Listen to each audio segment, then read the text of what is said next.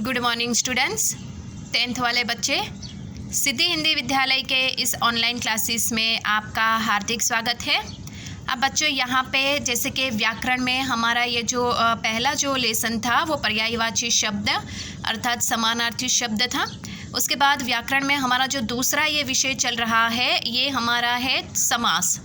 तो सबसे पहले मैं आपको थोड़ा सी रिवीजन में बता दूं कि समास यानी संक्षिप्त रूप जिसमें दो या दो से अधिक पद के बीच में जो विभक्तियाँ आती है या प्रत्यय आते हैं उनका लोप हो जाना, लुप्त हो जाना यानी गायब हो जाना, तो उसको समस्त पद कहते हैं। उसमें दो पद मुख्य होते हैं। पहला पद जो होता है वो पूर्व पद होता है, दूसरा पद जो होता है वो उत्तर पद होता है। पूर्व पद और उत्तर पद के बीच में जो विभक्ति होती है या प्रत्यय होते हैं उसको निकाल देने से या उसका लोप हो जाने से जो पद बनता है वो समस्त पद कहलाता है अर्थात सामासिक पद कहलाता है। परीक्षा में आपको क्वेश्चन पेपर में बच्चों यही सूचना मिलती है कि सामासिक पद का विग्रह करके समास पहचानिए। तो एक शब्द आपको दिया हुआ होता है विग्रह किसको किया जाता है, जैसे कि जब ये जो सामासिक पद होता है वो सामासिक पद को यहाँ पे हम समास के जो 6 प्रकार है इन 6 प्रकारों से हम उसकी तुलना करके देखेंगे, फिर उसको विग्रह करेंगे यानी दोनों जो एक शब्द दिया है हमको वो शब्द को हम तोड़ेंगे। विग्रह यानी तोड़ना, और तोड़ेंगे उसके बाद जो विभक्ति और प्रत्यय लगते हैं उसको हटा देंगे। तो फिर सोचेंगे हम कि भाई कौन सा ये समास के प्रकार में आता है। आगे वाले वीडियो में बच्चों हमने समास के 6 प्रकार देखे, जिसमें यहाँ पे तत्पुरुष समास, द्वंद्व समास, द्विगु समास, अव्ययी समास, इसके साथ साथ बहुव्रीहि समास, ये सारे समास हमने देखे। ये उसके 6 उपभेद है हिंदी भाषा के भीतर। और तत्पुरुष समास की परिभाषा हमने देखी। समास में हमारा एक समास हुआ है तत्पुरुष समास, उसके उपभेद बाकी है जिसको हम आज यहाँ पे देखेंगे। तो सबसे पहले तत्पुरुष समास की परिभाषा क्या थी? जिस सामासिक पद में पहला पद कौन सा होता है? पूर्व पद प्रधान होता है, और अंतिम जो पद है वो दूसरा पद वो उत्तर पद कैसा होता है? गौण होता है। प्रधान यानी मुख्य, गौण यानी मामूली। इन दोनों पदों के बीच में जो विभक्ति होती है उसका लोप हो जाता है, उसको क्या कहेंगे? तत्पुरुष समास। उसके उदाहरण आपको मैं थोड़े बहुत एक आध दो याद दिला देती हूँ, जैसे कि विद्यालय, विद्या के लिए आलय, विद्या पूर्व पद है, आलय उत्तर पद है, और इन दोनों के बीच में के लिए जो विभक्ति थी वो तत्पुरुष समास है। आपको बच्चों क्या याद रखना है? तत्पुरुष समास में सिर्फ विभक्तियाँ का, के लिए, में, पर, से, अनुसार, ये विभक्तियों को आपको याद रखना है और कुछ नहीं करना है। समझ में आया? और ये आप संस्कृत में बच्चों सीख के भी आए हो कौन कौन सी यहाँ पे विभक्तियाँ होती है। ये कौन कौन सी विभक्तियाँ हैं ये आपको पता ही है, संस्कृत में आप पढ़ के ही आए हो। अब यहाँ पे बच्चों ये जो तत्पुरुष समास है, ये तत्पुरुष समास में यहाँ पे स्पष्ट रूप से यहाँ पे हम उसके उपभेद है, 6 उपभेद है। सबसे पहला है कर्म तत्पुरुष, दूसरा है करण तत्पुरुष, तीसरा है संप्रदान तत्पुरुष, चौथा है अपादान तत्पुरुष, पांचवा है संबंध तत्पुरुष, और छठा है अधिकरण तत्पुरुष। समझ में आया? तो यहाँ पे 6 जो तत्पुरुष समास के ये उपभेद है, हमें सिर्फ उसको समझना है।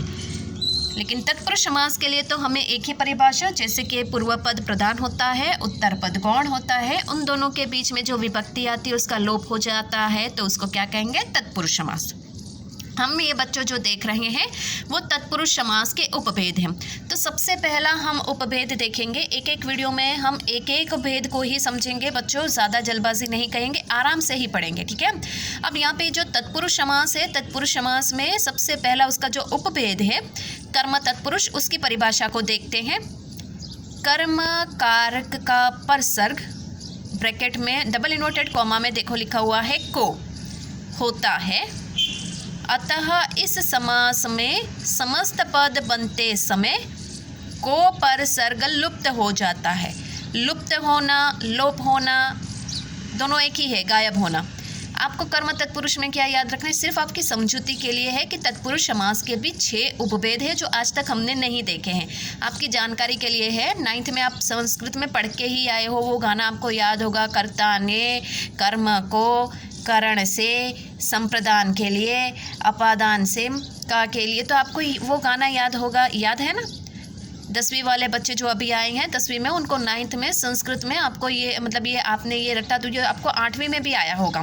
तो इसमें तत्पुरुष समास में आपको क्या याद रखना है बच्चों? बहुत ही सरल है। तत्पुरुष समास में यहाँ पे आपको विभक्तियों को याद रखना है। अब यहाँ पे कर्म तत्पुरुष में को, ब्रैकेट में देखो डबल इन्वर्टेड कॉमा में लिखा है ना, को आपको याद रखना है। यहाँ पे उदाहरण देखो, समस्त पद, समस्त पद यानी पूरा पद कौन सा है? यश प्राप्त। यश क्या है? पूर्व पद। प्राप्त क्या है? उत्तर पद। दोनों के बीच में क्या लगा है? को के ऊपर मैं पेंसिल रख देती हूँ, को निकल गया, इसका मतलब पूरा पद क्या हुआ? समस्त पद, यश प्राप्त। उसके बाद दूसरा उदाहरण देखो, ग्रामगत, उसका विग्रह करो। विग्रह करो यानी ये जो दिया गया है, देखो ये समास विग्रह में लिखा है ना, विग्रह यानी तोड़ना। ग्राम क्या है? यहाँ पे पूर्व पद। गत, गत यानी गया हुआ, गत यानी गया हुआ। तो इन दोनों के बीच में कौन सा? को। ग्राम को गया हुआ यानी गांव को गया हुआ, तो को विभक्ति है, उसका लोप हो गया तो वापस शब्द बन गया ग्रामगत। तीसरा उदाहरण देखो, स्वर्ग प्राप्ति। ठीक है, स्वर्ग प्राप्ति, तो स्वर्ग को प्राप्त, स्वर्ग को प्राप्त। तो स्वर्ग क्या है? पूर्व पद। प्राप्त क्या है? उत्तर पद। दोनों के बीच में जो को लगा है उसके ऊपर मैंने वापस पेंसिल रख दी है, तो मतलब बन गया ना पहला वाला शब्द स्वर्ग प्राप्त। उसके बाद देखो, जेब कतरा, उसका विग्रह करो। सबसे पहले जेब को कतरने वाला, कतरा यानी कतरने वाला। तो यहाँ पे जेब क्या है? पूर्व पद। कतरने वाला उत्तर पद। दोनों के बीच में को विभक्ति है, मैंने वापस पेंसिल रख दी है, अब वापस बन गया ना पहला वाला शब्द, जेब को कतरने वाला कौन है? जेब कतरा। पांचवा उदाहरण देखो, वन गमन। ठीक है, विग्रह करो सबसे पहले शब्द का, वन को गमन यानी वन को जाने वाला। ठीक है ना? तो वन क्या है? पूर्व पद। गमन क्या है? उत्तर पद। दोनों के बीच में क्या है? को विभक्ति। पेंसिल वापस रख दी यहाँ पे, तो को गायब हो गया, लुप्त हो गया, इसका मतलब वन गमन।